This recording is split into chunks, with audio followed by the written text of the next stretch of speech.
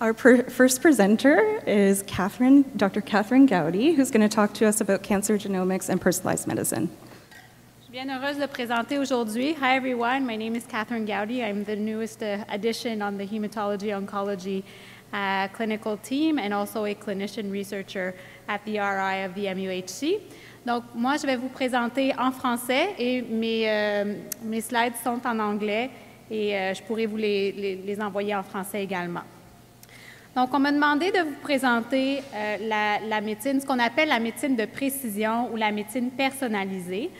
Et donc, la première chose que je vais vous rappeler, pour la plupart des gens ici, la génétique ou le concept de génétique nous donne un mal de tête et on a appris ça en biologie lorsqu'on était au secondaire et on entend des mots comme chromosome, comme ADN, comme gène et c'est tout un mêlé dans nos têtes. Donc, je ne suis pas ici pour vous donner un long cours de biologie parce que vous n'allez pas m'aimer, mais principalement, c'est important de comprendre que toutes nos cellules comportent un bagage d'ADN qui est structuré en chromosomes. Et lorsqu'on étire les chromosomes, on a tout plein de gènes. Donc, chaque cellule contient des milliers de gènes qui constituent notre bagage génétique. Donc, de plus en plus, on réalise que le cancer est intimement relié à la génétique et ce qui arrive, c'est qu'il y a des changements génétiques dans certaines de nos cellules et ces cellules-là sont déprogrammées, deviennent leur fonctionnement normal devient anormal et soit ils ont une croissance augmentée ou une croissance qui ne fonctionne plus et ça devient ce qu'on appelle des tumeurs, soit du sang ou des tumeurs solides. Donc, les changements de l'ADN vont créer des cancers, mais là, la question est pourquoi nos gènes changent? Donc, chez l'adulte, il y a plusieurs éléments de l'environnement, comme la fumée, qui peut être liée à des changements de l'ADN et des cancers du poumon, le soleil avec le cancer de la peau, mais chez l'enfant, ces facteurs environnementaux-là sont moins présents. Donc, on se questionne, est-ce que les enfants sont nés avec une prédisposition pour que leur ADN change? Est-ce qu'il y a d'autres facteurs qui font que leur ADN change? Donc, c'est pour ça que de plus en plus, on parle de la génétique, de l'ADN et des cancers, tout dans la même phrase maintenant. Donc, qu'est-ce que les médecins et les chercheurs essaient de comprendre? Donc, on essaie de comprendre, est-ce qu'il y a une cause génétique au développement du cancer chez les enfants? Est-ce qu'il y a une différence entre les gènes qu'on a dans nos tumeurs, dans les tumeurs, et les gènes qu'il y a dans notre corps qui est encore sain? Parce que ce qui arrive, c'est qu'on a un bagage génétique qui est changé dans la tumeur par rapport dans notre tissu sain. Et est-ce qu'il y aurait certains de ces changements génétiques qui pourraient aider les chercheurs et les médecins à trouver des nouvelles options pour soit des médicaments ou au contraire nous dire qu'il y a certains médicaments qui fonctionneraient moins bien ou qui fonctionneraient mieux? Donc ça, c'est les questions qu'on essaie qu'on se pose lorsqu'on parle de médecine personnalisée ou médecine de précision. Donc, la médecine personnalisée ou la médecine de précision, c'est ce qu'on appelle, c'est une nouvelle façon de penser au traitement dans plusieurs types de maladies, pas juste en hémato-oncologie, mais pour le cancer spécifiquement.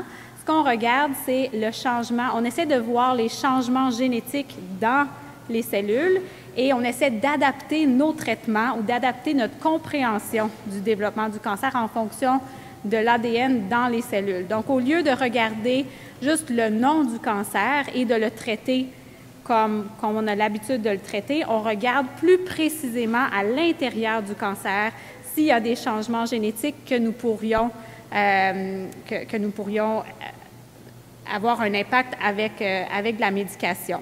Donc, c'est ce qu'on appelle la médecine personnalisée. Donc, ça veut dire qu'un cancer du foie pourrait être traité pas juste comme un cancer du foie, mais peut-être qu'il pourrait avoir des similarités avec un cancer du rein ou avec un autre type de cancer et on pourrait traiter avec le même type de médicament. Donc, c'est vraiment un changement de la façon dont on pense au traitement en cancer. Donc, c'est important de savoir que cette médecine-là, on est encore en train de la perfectionner, de la comprendre, et ce n'est pas tout le monde qui fait partie des études de médecine personnalisée qui vont en bénéficier à ce moment-ci. Par contre, c'est quelque chose qui est en évolution et qui est en progression constante.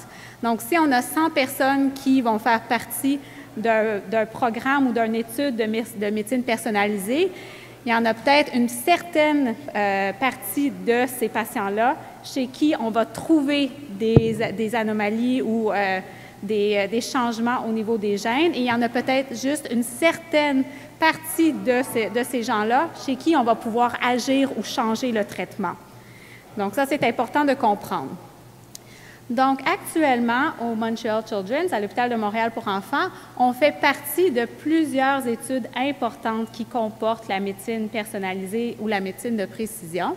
Donc, la plus grosse étude s'appelle l'étude Profile, qui est une étude qui est pan-canadienne et dont nous faisons partie, qui regarde l'ADN au niveau de la tumeur et au niveau des tissus qui sont sains chez les gens, et qu'on essaie de comprendre pourquoi la tumeur s'est développée, comment la tumeur va se comporter, qu'est-ce qu'on pourrait faire au niveau du changement.